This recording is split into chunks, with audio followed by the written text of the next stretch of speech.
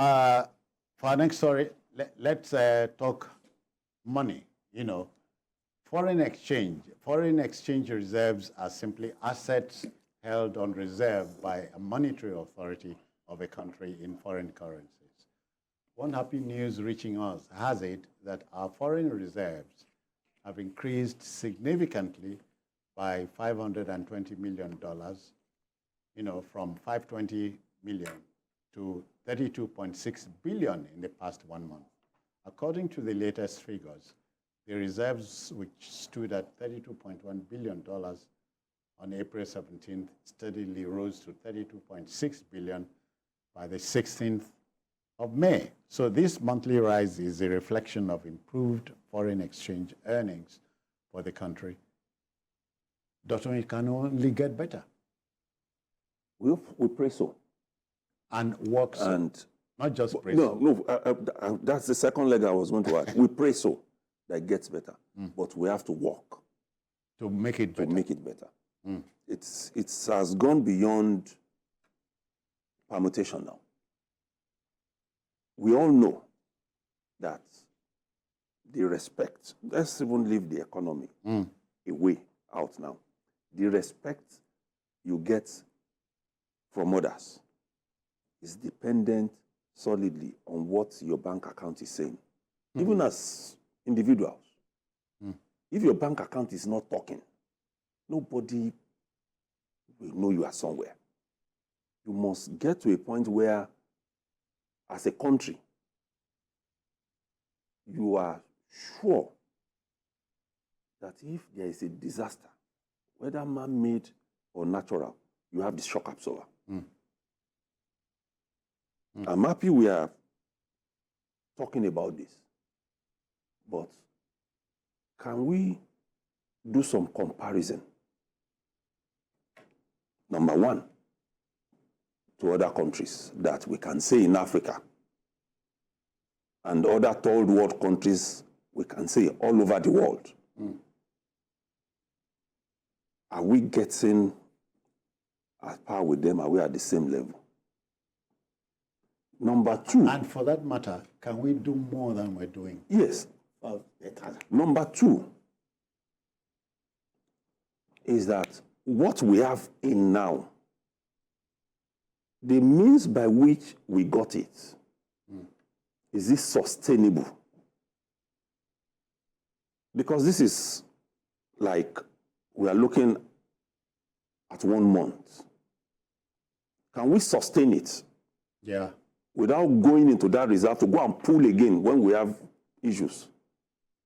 Because if we do not have a means of sustaining it, nobody is going to tell us kudos based on this forever. It will only be for a while. While we are praising the government, we all know, and it has been established, that the only way in which you can build your economy sustainably is by becoming a production nation, a manufacturing, a productive one. Being productive. Yes. Yeah. We are not manufacturing now. We are not producing. And if maybe we know the actual sources from which these funds came, we might be able to say, okay, was it from the fact that Dangote refinery is now doing diesel locally? Where are the sources from which we got it? If it's from sale, somewhere. Yeah. Yes, if it's just from sale of crude and all the rest, then we have not arrived.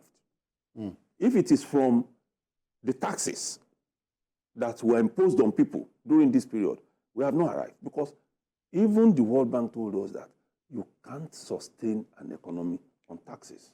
Yeah, Kunle, but each time I get told the largest market is in Nigeria, you look at our potential, economic potential, we are not acting like that biggest market in Africa. What runs through your mind? Well, we don't seem to know that we have potentials. Okay. The way we run our country, we don't seem to know. And this is not restricted to this government over the years. Over time. Over time. But you must bring it to the point that whatever is happening now, I've seen economists, who think or who believe that a combination of policies of this government, like, removal of fuel subsidy and the unification of the exchange rate, Yeah. that these two things... Maybe floating the naira? That's what we mean. No, it's not. There's nothing like floating the naira. The naira is sitting down. It's not floating. Forget that. That's a term that. So the two policies seem to be yielding positive, results. Yeah.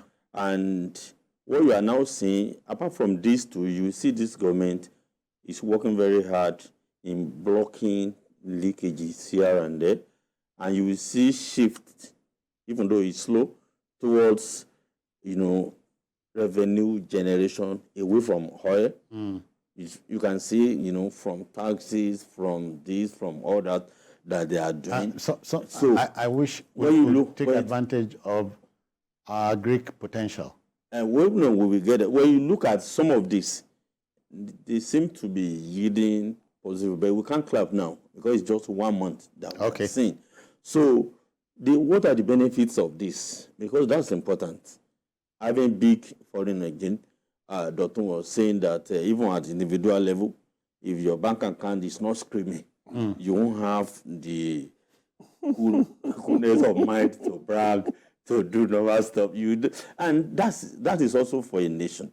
We need, with this, it will boost investors' confidence. Yeah. Foreign investment, foreign direct investment, foreign portfolio investment, you will see the economy, their confidence, because economy is about confidence anyway. Yeah. It will boost it. It will need to borrow money from anywhere in the world, so it will improve our credit worthiness. And some of these things we need to fund development projects like, FT construction, works that we still need to do, and so many other things. So when you take a look at this, if we can sustain this over a period of 6 months, the positive effect of this will cascade and people will start talking. But for now, the problems still persist because the unemployment rate, as we have it, is alarming. The level of hunger in our country only got... Mention exchange rate too. Because we are a dollarized country. The CBN is dollarized economy. By choice. The CBN is working very hard in that aspect. Every day I look at the man, Cardoso, I say, I can never envy this man. His job is a very tough one. He's doing it. But we haven't seen the desired, effects that we want to see. Yeah. But hopefully within the short time, maybe things will change, in the way we want. But this is something that we need to sustain. Just as Jotun pointed out, the government should just look beyond just wanting to get congratulated or praises and look at what exactly contributed. It's from oil, no doubt, but what can we do to sustain this? Because the money we get from our crude oil, we can get much more. We can reduce oil theft. Yeah. It's a big problem to our economy. It's an embarrassment to this country.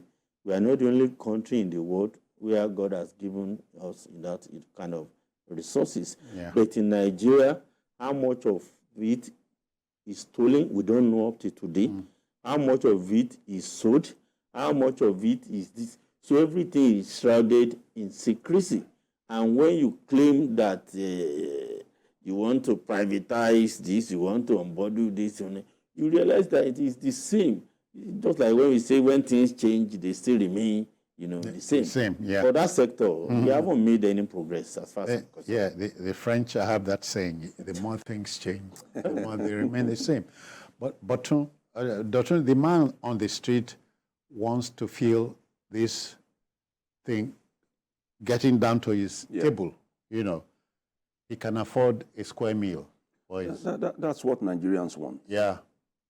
But let me quickly add to what he said. In terms of what helped us with revenue, the Auditor General of the Federation said it. She said, tax is the highest revenue and for Nigeria now. So who are we taxing? The rich or the poor? Or the middle class? Even when you tax the rich, it cascades to the poor. If you tax the man who is paying salaries to people, then you are limiting his capacity to be able to pay and to be able to increase. You are limiting the capacity. So, and something gives. It must, definitely. It must. It's either you sack, you reduce salary, or you remain at the same level despite the worsening economy. You can't run away from it. And that's why it's important that all of these things, we must get to understand them and feel what the people on the streets are feeling. You increase cost of electricity. The man who is a vulcanizer will increase the cost of pumping your tire. There is no tire now, no matter how small it is. Even if it's Keke Marwa tire, the small one, you will pay at least 1,000 if the thing goes down. To reflate, if it loses air, it's 200 minimum. For cars, I'm even saying for Marwa, nobody does 200 again. Now you go to cars, you say 500. Your tire goes down, it's punctured, you are talking of about 2,000. Ew. So when all of these things happen, it comes down. Sometimes we feel we are taxing the rich. No, we are not. Because as we are doing it, things are getting worse. Even for the ordinary man who is driving down for, sometimes you see people trekking. Yeah. A few times in the last 1 week, I've had cause to take Marwa. You see, there was the one I saw yesterday was a man who stopped Marwa, and the man said, "Beggar, 200," and he showed him 100 naira. And the man said, "Enter," because he knew at that point that man was walking. Yeah. So something gives.